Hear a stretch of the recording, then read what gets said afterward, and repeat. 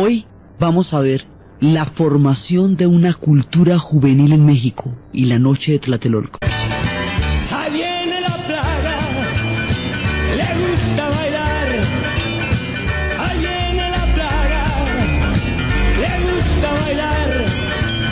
Y cuando está rocanroleando, es la reina del lugar. Mis jefes me dijeron ya no bailes rock and roll. Si te vemos con la plaga, tu domingo se acabó. Ahí viene la plaga, le gusta bailar. En nuestro momento del relato va a aparecer un hecho que va a alterar muchísimo la percepción de todo el siglo XX y de la sociedad mexicana. Un mundo para la juventud. Empieza a aparecer en los Estados Unidos un ritmo que es una fusión del blues y de la música folclórica americana, de la música folclórica de los Estados Unidos. A esta fusión de estos dos ritmos se le va a conocer con el nombre de el rock, como género. Eso incluye una cantidad de tendencias, el rock, que va a ser el rock and roll, y que empieza hacia mediados de los 50 en los Estados Unidos. Ese rock and roll que en los Estados Unidos empieza a cambiar todo el espectro, va a generar un fenómeno completamente nuevo en la cultura que se llama un mundo para la juventud. El mundo para la juventud empieza a crearse a partir de los conciertos, a partir de la radio, a partir de los encuentros musicales, porque este nuevo sonido trae un contenido catártico que antes no tenían las canciones. Trae una codificación que es para un sector de la sociedad que se hace específico solamente en esta época de la historia, que es la juventud. Entonces, antes la gente o era chiquita y estaba en la onda de Walt Disney, o era adulta y se ganaba la vida.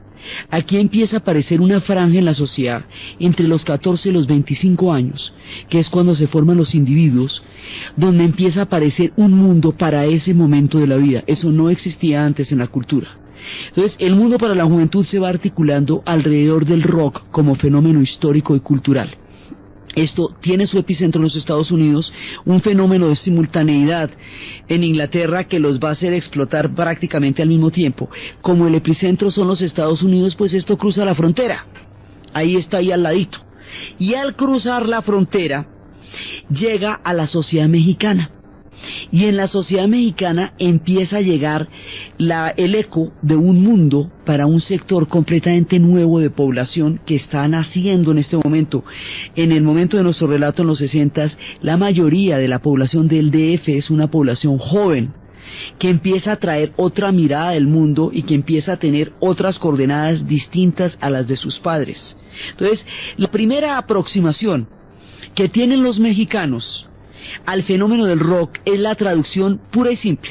Traducen las canciones de rock and roll, traducen las baladas, es el primer contacto que ellos van a tener, y al traducir las baladas y al traducir las canciones de rock and roll, América Latina va a conocer mucho más esta música a través de las traducciones mexicanas de Enrique Guzmán y de César Costa, que a través de Billy Holiday en Los Cometas, o de Jerry Lee Lewis, o de Little Richard, que eran los que originalmente hicieron esa música, o de Polanca mismo, sino que vienen a conocer las traducciones por el efecto lingüístico del cambio de mundo que hay en esa frontera.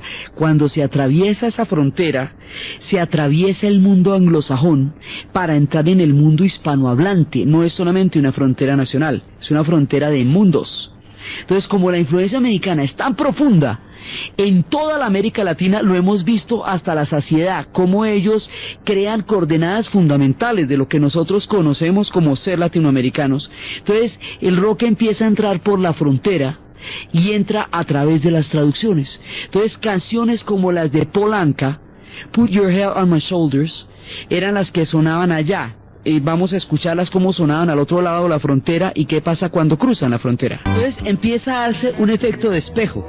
Lo que hacen es traducir literalmente lo que viene de allá y de esa manera poderlo hacer comprensible para un mundo hispanohablante. Eso fue lo que la gran mayoría de la gente en América Latina entendió como la llegada de la balada del rock and roll.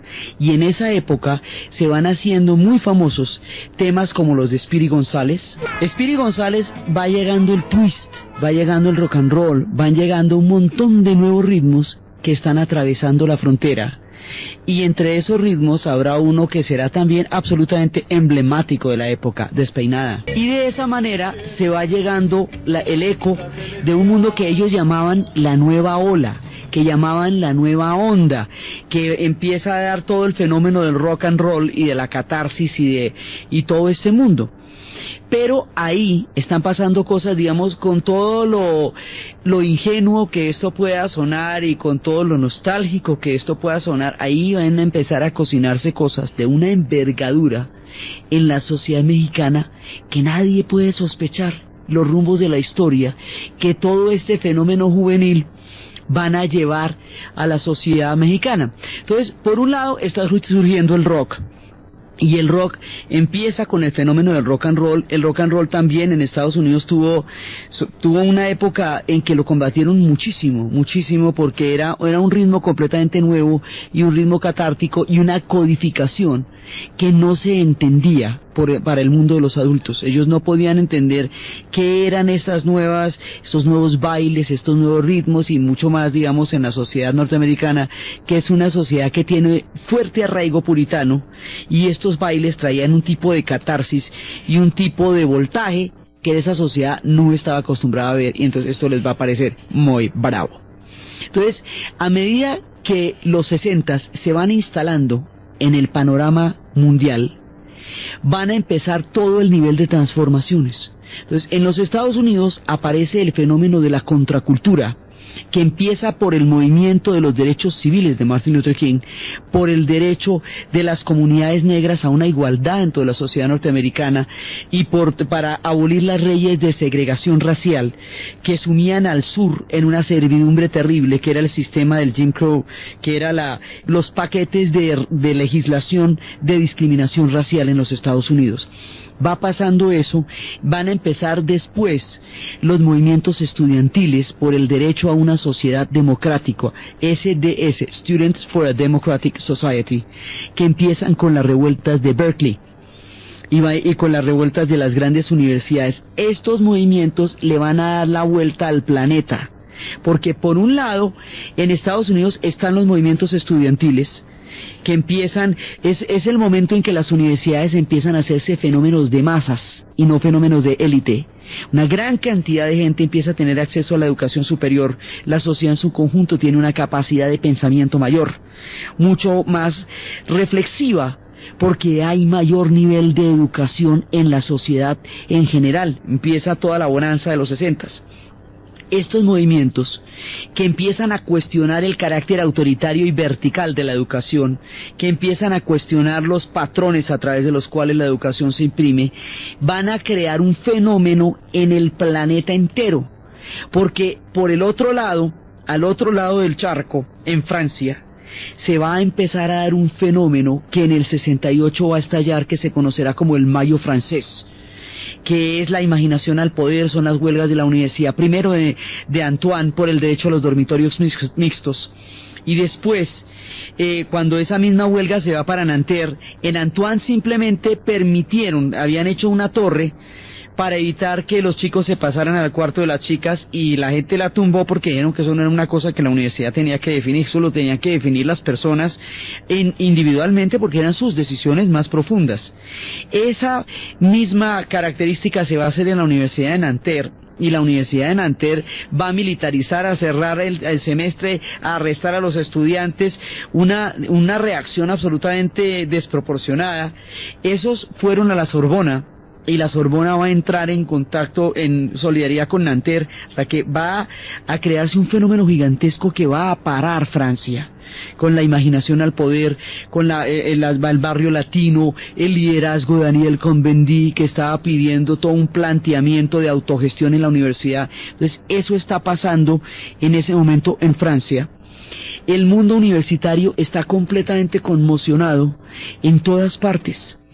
Empiezan en Corea, como en Japón, como en Argentina, en todas partes los movimientos universitarios empiezan a crear un nuevo mundo. Y ese nuevo mundo va a hablar de un fenómeno que se llama la nueva izquierda. Entonces, la nueva izquierda critica la izquierda estalinista, ya es la era de Khrushchev, ya Khrushchev ha denunciado los crímenes de Stalin. Entonces hay una reacción contra el carácter autoritario, vertical y represivo que ha asumido la izquierda estalinista, y se forma una nueva izquierda que tiene como ejes figuras como la del Che Guevara y como la de Ho Chi Minh. Y es un nuevo planteamiento porque es antiautoritaria, es autogestionaria, es una izquierda mucho más participativa, que en Europa va a tener un carácter muchísimo más fuerte. La contracultura europea es más politizada, la contracultura americana, la de Estados Unidos, es más existencial, aunque se vaya a politizar después alrededor del movimiento para parar la guerra del Vietnam. Todas estas influencias van a llegar a México. Estamos cerquítica, México tiene la frontera con Estados Unidos por un lado y por el otro lado una profunda influencia francesa. No en vano estuvieron por esas tierras en algún momento de la vida. El Mayo francés va a tener una incidencia importantísima dentro de la formación de este nuevo fenómeno del mundo para la juventud. Entonces aquí además va a pasar que por otro lado una parte de los movimientos negros en Estados Unidos hablan de la igualdad de los derechos civiles, pero hacia mediados de la década hay una profundización del movimiento que dice: la ley, solamente la ley, no nos va a hacer iguales. Lo que nos hace iguales es un sentido profundo de conciencia, de autovalor, de generación de propia valía. Porque si nosotros seguimos manteniendo la esclavitud por dentro, entonces no hay ley que nos libere. Estos movimientos van a hacer que Stokely Carmichael, disidente en ese sentido de Martin Luther King, no porque no esté de acuerdo con él, sino porque opina que el movimiento hay que llevarlo más allá. Y ese llevarlo más allá, ese buscar una manera de generar propia valía, eso es lo que va a tener un símbolo en la época que se llama el poder negro, que es el puño cerrado puesto en alto, Black Power, que es toda una valoración de la raza negra, de su belleza, de sus características, de su música, de su origen afro. Empiezan a definirse como afrodescendientes, como afroamericanos, y a reivindicar toda su mirada al África. Eso también está pasando. Entonces, mientras todo eso está pasando en los Estados Unidos, mientras Bob Dylan, mientras Leonard Cohen, mientras todos los trovadores están empezando a cantar y a describir y a criticar y a cuestionar la sociedad americana, empieza a aparecer un fenómeno muy particular en México. El PRI, como un partido único, como un todo, le podía producir a cada sector de la sociedad un equivalente que lo pudiera absorber. Si usted era sindicalista, el PRI le tenía el sindicato. Si usted era el maestro, el PRI le tenía los maestros. Si usted era intelectual, el PRI le tenía los intelectuales. Se le tiene, monita, diga nomás. Todo lo que quiera, el PRI se lo podía producir, porque llegó a crear un mundo omnipresente donde cada sector podía ser absorbido dentro de la política del PRI, no así dentro de la economía. De todas maneras, muchos sectores todavía no están vinculados al sistema productivo mexicano porque no, pues el ponqué no es tan grande, así de simple, no alcanza para tanto. A los Estados Unidos sí les alcanza para alimentar a la mayoría de su población, a México no. A México todavía el problema básico de los 3 golpes no lo tiene resuelto todo el mundo. Por eso es que México todavía forma parte del tercer mundo y el otro de arriba pues no, porque el otro tiene con qué darle de comida a todo el mundo, y a este todavía le faltan 5 para el peso. Eso se llama subdesarrollo, 5 para el peso, ¿sí? Entonces, claro, cuando todos esos movimientos cruzan la frontera, pues significan cosas diferentes en una sociedad donde no todo el mundo tiene garantizada la comida, a una sociedad donde las protestas vienen de gente que tiene un gran beneficio económico, como es el caso de los estudiantes y más adelante del hipismo. Sí, las comunidades negras están en el caso de segregación más terrible, pero comen, de todas maneras.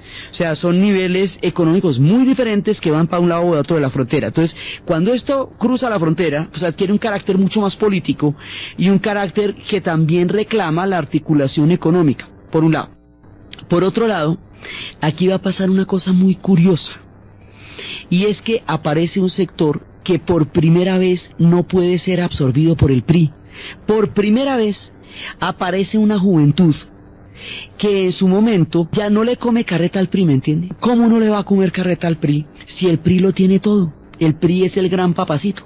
Entonces, en ese momento, el PRI empieza a buscar a ver cómo captar a esta gente, pero no tiene nada equivalente, no tiene un mundo para la juventud. Entonces, esta gente ya no es igual a sus padres. La brecha generacional que se está produciendo en el planeta entero llega también a Ciudad de México, a donde llegan todas las influencias. Entonces, hay un poco de gente que que redescubre la nueva izquierda, que se mete a leer a Trotsky. Trotsky, por supuesto, él es de la casa. Pues cómo no, si no es que allá lo mataron y allá le dieron asilo.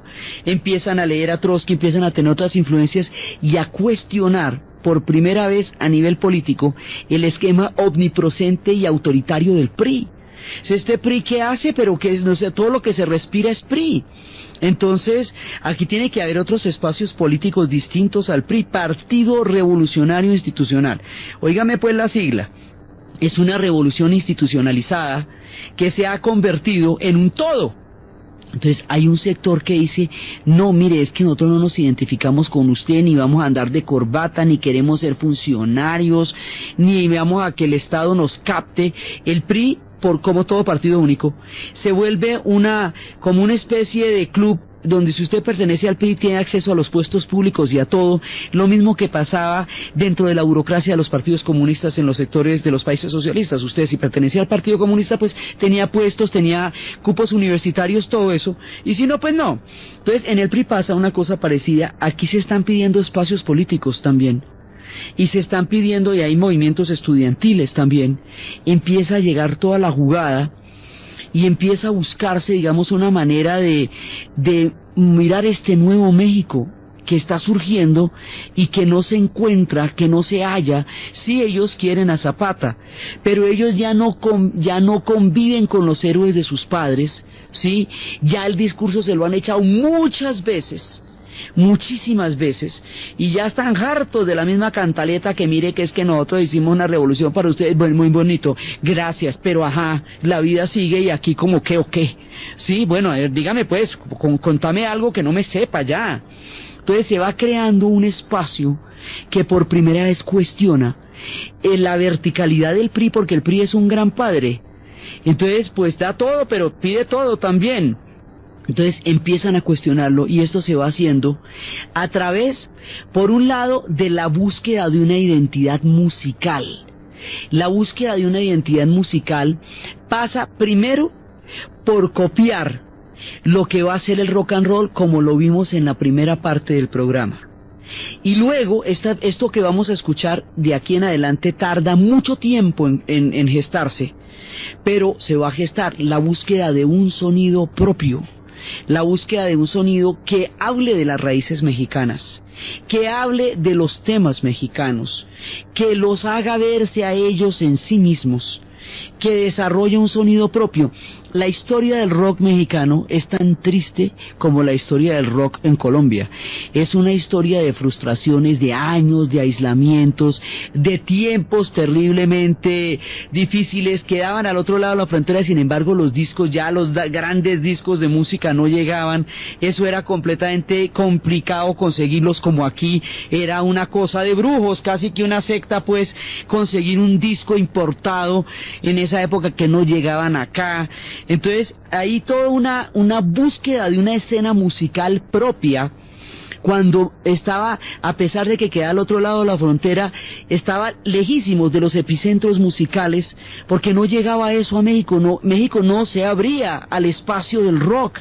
Entonces la búsqueda fue impresionante. Eso fue hasta los 90 que se les ocurrió que los conciertos eran negocio. Hoy por hoy México es una de las capitales y de los pasos obligados de las bandas, de las giras de rock por América Latina.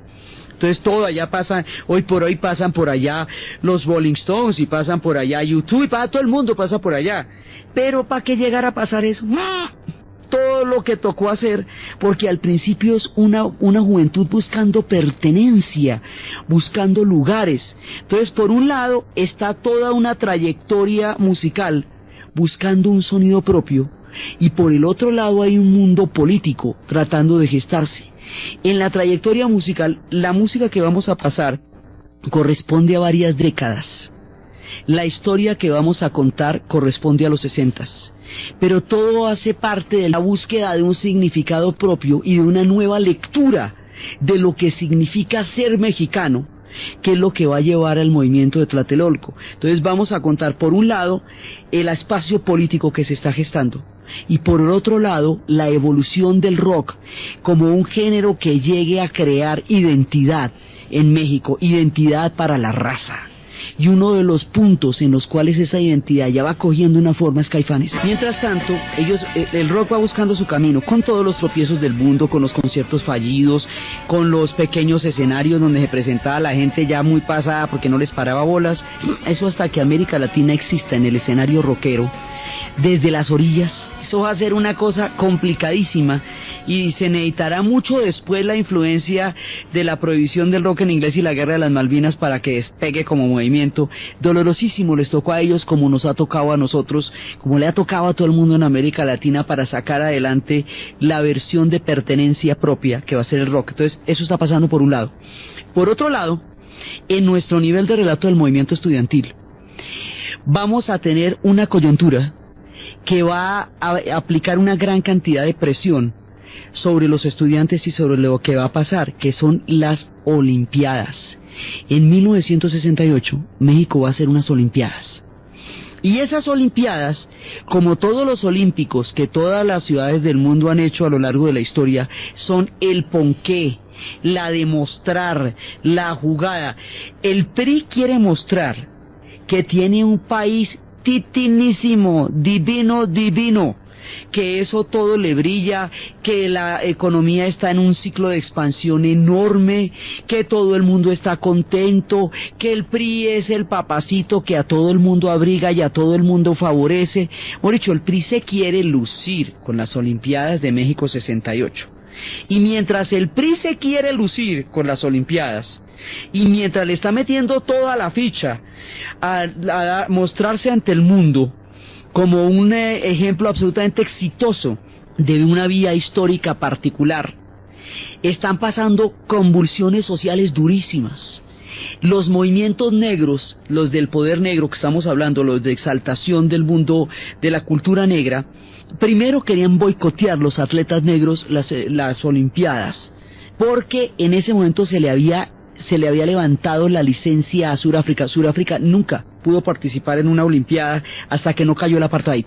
Hasta los 90 fue la primera vez que pudo participar en una Olimpiada, porque un país segregado en esas condiciones no podía llegar a una Olimpiada, porque las Olimpiadas tienen unos requisitos, digamos, de paz y de respeto mínimos, porque implican el espíritu que los griegos querían de tregua a todos los conflictos humanos. Entonces a alguien se le ha ocurrido revocar el permiso de Sudáfrica y Sudáfrica solamente participaría con atletas blancos.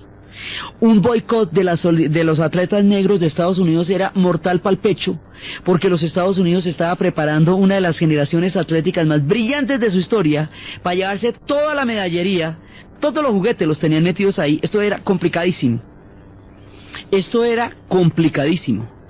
Entonces la tensión que se estaba generando alrededor de la Olimpiada hacía que el presidente de ese momento, Gustavo Díaz Ordaz, estuviera con los pelos de punta de pensar que algo le pudiera salir mal, que hubiera alguna forma de boicot, alguna cosa que pudiera amenazar el desempeño y el brillo de la Olimpiada.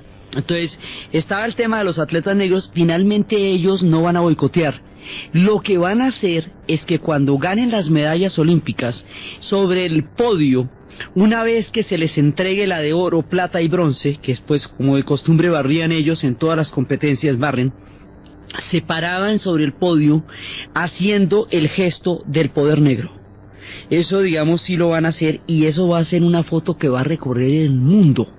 La figura de ellos haciendo el gesto del poder negro sobre el podio ante la medalla de oro, en el momento haciendo una afirmación como raza, como un pueblo ante la historia. Pero este tema está delicadísimo. Entonces, en el contexto de todo lo que estaba pasando, de los movimientos estudiantiles, de toda esta revuelta juvenil, del cuestionamiento que este mundo para la juventud va a hacerle al tiempo en que vivió, México no estaba preparado para eso. El PRI no se imaginaba que alguien lo fuera a cuestionar de ninguna manera, pero ¿y esto a qué horas? Si todo el mundo había crecido en el contexto del PRI, ahora el nivel de vida de México estaba empezando a mejorar, las universidades también eran un fenómeno de masa, la UNAM va a ser ya en ese momento la gigantesca, poderosa y fantástica universidad que hoy es la Universidad Autónoma de México, pues es uno de los hitos dentro de la educación superior de todo el mundo de América Latina en la UNAM. Entonces, ellos no pueden manejar un movimiento de oposición, porque no ha habido oposición, no es que esto era la revolución que nació, y desde que la revolución nació, la revolución se montó y todos estábamos de acuerdo.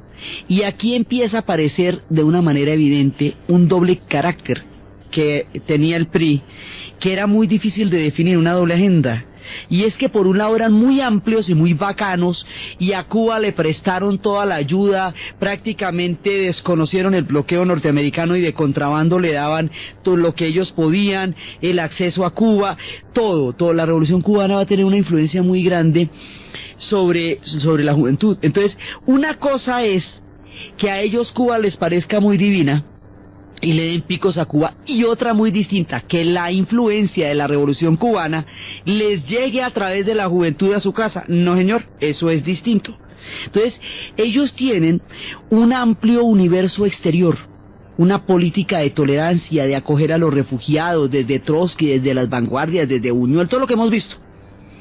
Pero una cosa es afuera y otra cosa es adentro. Adentro sí hay represión, adentro sí hay censura, adentro sí hay un movimiento, digamos, una represión y una persecución a los disidentes, sí la hay. Y esto es dificilísimo de ver por lo bacanos que son ellos a nivel internacional. Entonces, sí, muy bonitos los cubanos, pero si ya alguien adentro piensa como los cubanos, eso es otra cosa.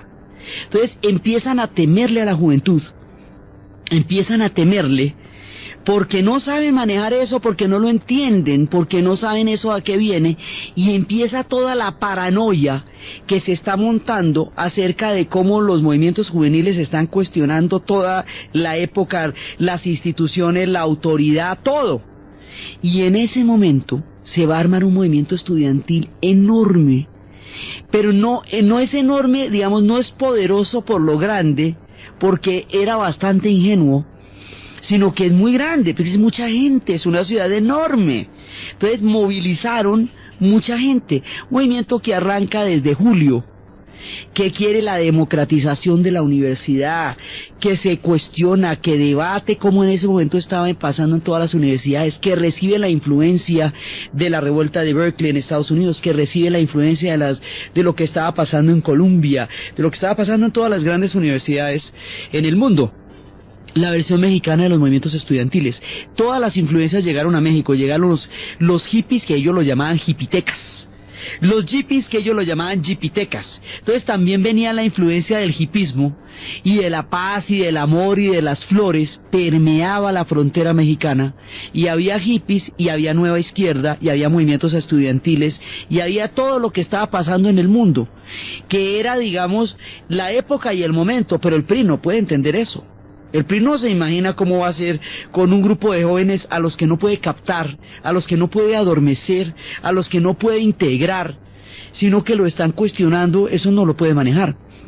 Entonces se va acercando el tiempo de las Olimpiadas, estamos en julio del 68. y están pasando cosas muy tenaces. Acuérdese que en el 68 pasó la ofensiva del Tet, donde empezó la derrota norteamericana en la guerra del Vietnam. En abril del 68 matan a Martin Luther King y crean toda la rebelión de la raza negra. En julio del 68 van a matar a Bobby Kennedy, el último de los eslabones que había entre la juventud y el sistema, la última fe, la última credibilidad que tenían el sistema para parar la guerra del Vietnam. En el 68 es la primavera de Praga, y es cuando los tanques soviéticos van a entrar a la ciudad de Praga y van a destruir el experimento del socialismo con rostro humano, que era un intento de reformar desde adentro lo que era el socialismo. Y México fue el único que no condenó la invasión, de los pocos países que no condenó la invasión.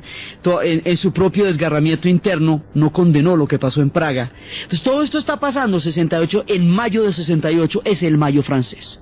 Y la influencia del movimiento universitario francés y de las tesis de Cohn-Bendit también son objeto de debate y de discusión en las aulas de la UNAM.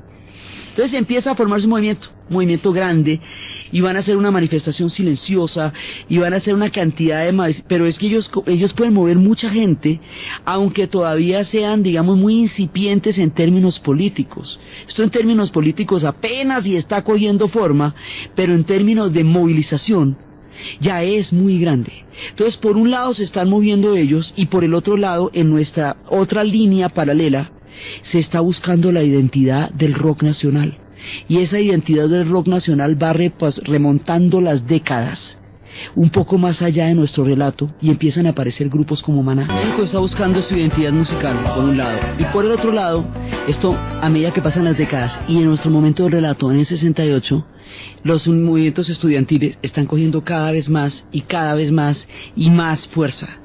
Entonces hay un momento en que el PRI, y específicamente el presidente, no puede distinguir el nivel de peligrosidad que esto le pueda dar a las Olimpiadas con el nivel de, digamos, de organización que tienen los movimientos estudiantiles en ese momento.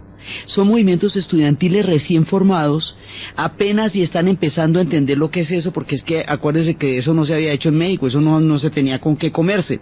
Entonces empieza el movimiento en julio, y el movimiento va desarrollando, va cogiendo cada vez más mística, y se le van uniendo los del Instituto Politécnico Nacional, y los del Instituto Politécnico Nacional son fundamentalmente estudiantes de bachillerato, secundaria. Son más proletos que los de la UNAM, pero son peladitos, 14, 15 años, peladitos de octavo, de noveno.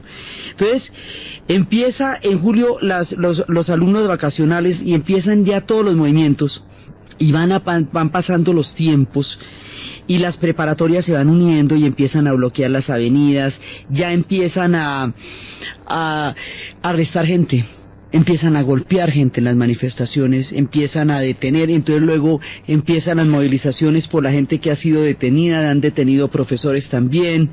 Los estudiantes empiezan a buscar que haya democratización en la universidad en términos del aula, cosas muy parecidas a las que se estaban buscando en el resto de los movimientos universitarios del mundo. Van a llegar al Zócalo, van a llenar el Zócalo, y eso va a ser una cosa muy importante porque el Zócalo es gigantesco, y las marchas van adelante, y hay un momento en que se va acercando el tiempo de las Olimpiadas. Entonces, a medida que se va acercando el tiempo de las Olimpiadas, Gustavo Díaz Ordaz empieza a temer que esos movimientos estudiantiles de alguna manera se atraviesen en el camino de las Olimpiadas, y que para el momento en que la Olimpiada se inaugure haya marchas por toda la ciudad. Entonces hay un momento en que les dice que van a hacer lo que sea para que nada interfiera en el camino de las Olimpiadas. La gente no entiende lo que significa lo que sea, pero lo que sea era lo que sea. Entonces hay un momento en que el movimiento va a llegar, viene agosto, pasa todo el tiempo de agosto, pasa septiembre, todo el momento, cuando llega el momento cumbre, en agosto ha habido una marcha silenciosa, más de 10.000 personas con la boca tapada por cintas pidiendo todos los cambios que están buscando en la universidad y todo, y hay un momento ya en el momento en que esto llega a su punto límite, en que van a ir a una ciudad. Esta ciudad es emblemática, digamos, hoy forma parte del DF, porque el DF es muy grande. Es una megalópolis con esta juventud nacida entre el cemento y el asfalto y una juventud que se debate, por un lado, entre la influencia del rock, entre la influencia del hipismo, y por el otro lado, entre la música folclórica argentina y del sur, de todo el movimiento de la canción de vanguardia, y entre Serrat y la música del sur. Hay unos a los que el rock les parece imperialista, hay otros a los que el rock le parece el vehículo a través del cual pueden expresar toda su nueva mirada del mundo. Hay unos que están escuchando a Mercedes Sosa, hay otros que están escuchando a Serrat. Hay una gran diversidad del mismo fenómeno que llamamos un mundo para la juventud. Entonces, dentro de esto siguen las manifestaciones, y hay una ciudad que ahora forma parte del DF, pero que en los tiempos de Moctezuma y en los tiempos de los aztecas era una pequeña ciudad vecina a Tenochtitlán. Esa ciudad se llamaba Tlatelolco. Tlatelolco fue una de las aliadas de las confederaciones. ¿Se acuerda cuando estábamos en el mundo indígena? Que había toda una mirada que eran toda la gran confederación, las alianzas, ¿se acuerda? Entonces, una de las ciudades tradicionalmente aliadas de Tenochtitlán era Tlatelolco, que siempre la apoyó y que luchó con ella en el momento del dolor y de la desgracia. Tlatelolco tiene todas las ruinas, tiene un significado histórico profundo, y es el significado indígena, y Tlatelolco también cayó junto con Tenochtitlán, y también quedaron allá las ruinas de los grandes pueblos del pasado que murieron en circunstancias tan dolorosas como los relatamos en su momento. Ahora eso forma parte del DF. Entonces, después, cuando los españoles arrasaron toda la zona, después de eso crearon una iglesia gigantesca sobre las ruinas de Tlatelolco. Entonces ahí se hizo una gran iglesia, por un lado. Por el otro lado, cuando el PRI hizo su gran desarrollo de vivienda social, hizo un enorme complejo habitacional en Tlatelolco, con una cantidad de nombres emblemáticos de la revolución, y a eso que todo el mundo llama con su nombre indígena de Tlatelolco, ellos lo llaman la Plaza de las Tres Culturas, que era el nombre político porque tenía las ruinas del Tlatelolco indígena, la presencia de la gran catedral que hicieron los españoles y el complejo habitacional hecho por el PRI en sus nuevos planes de vivienda. Entonces se llamaban la Plaza de las Tres Culturas, que es esta misma ciudad que hoy por hoy forma parte de México, pero que del DF, pero que en su época era una ciudad aliada. Entonces allá va a haber una convocatoria. Y allá va a haber una convocatoria donde van a encontrarse todos los habitantes del complejo habitacional de Tlatelolco, porque viven allá. O ahí van familias con niños. Los pelados de la UNAM, que son los que van encabezando todo el movimiento estudiantil. Los profesores que estaban con ellos. Los muchachitos del Politécnico, que habían dejado toda la alianza, toda su fusión con la UNAM. Se van a dar cita a todos, y en el momento en que se van a dar cita a todos, aquí va a pasar una barbaridad que nadie se imagina y poca gente sabe que pasó, pero que fue un punto de quiebre terrible. Se van a encontrar todos allá, todos, y cuando están todos al mismo tiempo va llegando el ejército. Esta plaza, si usted la coge dos costados de la plaza y los encierra, no tiene salida, porque es perfectamente encerrable. Digamos, no es como el Zócalo, que el Zócalo es una cosa inimaginablemente grande. Es una plaza que usted la puede sellar por dos salidas y ya dejó a la gente adentro. Entonces se va el ejército con ametralladoras, y se va una policía encubierta vestida de civil con guantes blancos, y empiezan a rodear a los estudiantes. Y cuando ya cae la noche, a la señal de una bengala que se ve sobre el cielo, empiezan a disparar y empiezan a matar a la gente. Pero empiezan a matar a la gente, y empiezan a matar estos peladitos de octavo y de noveno del Politécnico, las mamás, los niños, las familias. ¿Cómo sería la matazón y el tiempo que dispararon, que alcanzaron a matarse entre sí los soldados y la brigada Olimpia, que estaba vestida de civil con el guante blanco? Se alcanzaron a matar entre ellos porque dispararon por encima de toda la plaza. hicieron una matanza absolutamente impresionante ordenada por el gobierno de Gustavo Díaz Ordaz en ese momento y de Luis Echeverría, que era su ministro de guerra en ese instante, que después pasaría a ser presidente en el siguiente periodo. Entonces van a matar a los estudiantes, van a matar a todo el mundo. O sea, la reacción de la represión en Tlatelolco es completamente desproporcionada con lo que estaba pasando con el carácter del movimiento estudiantil. El carácter del movimiento estudiantil era una movilización que apenas estaba cuestionando los niveles académicos y estaba empezando a cuestionar la sociedad mexicana como hacían los movimientos estudiantiles. Estaban desarmados, era una marcha pacífica, y en ese momento van a empezar a matarlos, y los mataron. ¿Cuánta gente? No se sabe. Algunos hablan de 350, otros hablan de 3.000, nunca se llegó a saber qué fue lo que pasó. Pero va pasando una cosa terrible que nadie se imagina, de cuando acá todo esto que empezó a lo bien y a lo chévere y a lo play va a terminar en una tragedia de este tamaño. Esa noche en Tlatelolco hubo una matanza de estudiantes de las más grandes que hubo en toda la historia del movimiento estudiantil de todos los tiempos.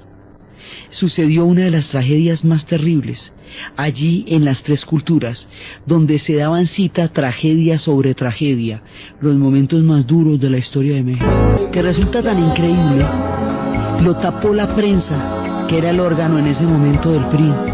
Octavio Paz renunció a la embajada que en ese momento tenía, porque decía que él no iba a ser el representante de un gobierno que asesinaba a sus estudiantes. Nadie supo exactamente cuánto pasó.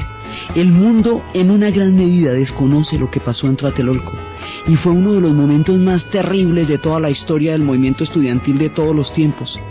Y eso que pasa en Tlatelolco, de alguna manera, es como lo que va a pasar en Checoslovaquia, la primavera de Praga, con todo lo brutal que fue la represión contra ese intento de reforma.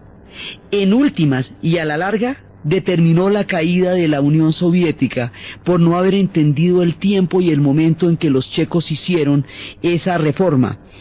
Esta matanza de Tlatelolco, con su terrible impunidad, donde todavía no hay nadie preso, donde todavía no se sabe cuánta gente fue, donde mucha gente pasó el resto del tiempo en prisión, va a ser en el fondo lo que vaya a determinar en el futuro la caída del PRI, aunque la caída del PRI sea muchos años después, porque aquí se fractura, aquí se quiebra por primera vez algo que parecía una unidad prácticamente monolítica, que era toda la omnipresencia del PRI dentro de la estructura de la sociedad mexicana. Esto los mexicanos no lo van a olvidar jamás, aunque el mundo no lo sepa. Esto les va a doler en el alma, y el hecho de no poder llevar al cielo los gritos de dolor de lo que pasó, el enmudecimiento y la impunidad con que esto quedó en la historia y aún queda, porque eso todavía no está resuelto, quebraría la fe de esta generación en el sistema, quebraría la credibilidad. Después empieza el resquebrajamiento del PRI, porque va a venir la era de los 80s, y en los 80s la deuda de lo que llamamos la década perdida de la América Latina va a traer tiempos más difíciles, y la búsqueda del rock y de la identidad nacional mexicana va a continuar, que veremos en mayor detalle a medida que van apareciendo los 80s y los 90s, donde estos movimientos musicales van a ser mucho más consolidados.